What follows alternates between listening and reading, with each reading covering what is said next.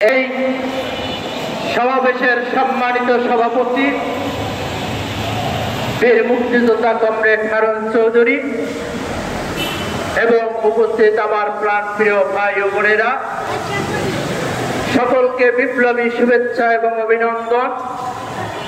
সংগ্রামী সহযোদ্ধা ভাই ও বোনেরা, সর্বপ্রথম আমরা আমাদের অবস্থানটা ক্লিয়ার করছি।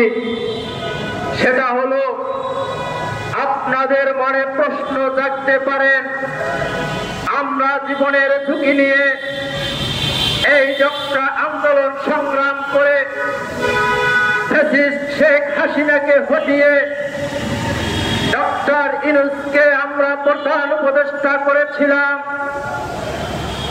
আজকে আমরা কেন তার পদত্যাগ চাই?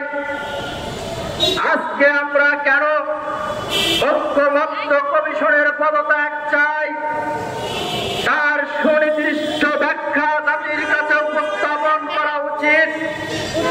সেটা হলো, সর্বপ্রথম আমাদেরকে ঐক্যমত্য কমিশনে জিজ্ঞাসা করা হয়েছিল, আপনারা কি সংবিধানের মূল চার নীতি বহাল রাখতে চান? নয়, সংবিধানের মূল চার নীতি আপনারা পরিবর্তন করতে চান।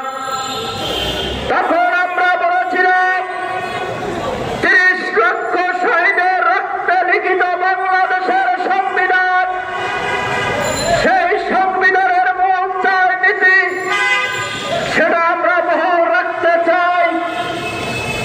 কারণ আমরা ৩০ লক্ষ শহীদের রক্তের বিনিময়ে যে সংবিধান, সেই সংবিধানকে অবমাননা করতে পারি না। আমরা সেই ৩০ লক্ষ শহীদের রক্তকে অবমাননা করতে পারি না। আমাদের এনসিপির মতো এত বড় দুঃসাহস হয়নি যে তারা ৩০ লক্ষ শহীদের রক্তের বিনিময়ে আমার একটি স্বাধীন দেশ দিয়ে গিয়েছেন, একটি পতাকা দিয়েছেন, একটি স্বাধীন ভূখণ্ড দিয়েছেন। সেই ৩০ লক্ষ শহীদের রক্ত উপেক্ষা করে ৩ লক্ষ মা বোনের ইজ্জত সম্মান উপেক্ষা করে এনসিপির মতো যে বলবো যে না, আমরা সেই সংবিধান মানি না, সেই ভূখণ্ড মানি না, আমরা রাজাকার, সেই কথা আমাদের মুখে বলা সম্ভব নয়।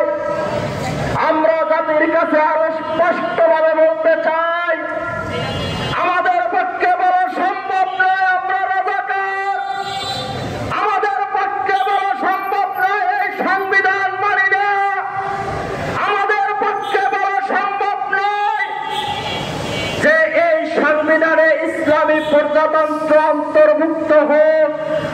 কারণ মুক্তিযুদ্ধের সময় এদেশের হিন্দুরা মুক্তিযুদ্ধ করেছেন, এদেশের বৌদ্ধরা মুক্তিযুদ্ধ করেছেন, এদেশের খ্রিস্টানরা মুক্তিযুদ্ধ করেছেন। সেই ৩০ লক্ষ শহীদের রক্তের সাথে জড়িত আছে আদিবাসীদের রক্ত সহ বিভিন্ন ধর্ম বর্ণ জাতির রক্ত। সেই রক্তের সাথে প্রতারণা করা আমাদের পক্ষে সম্ভব নয়।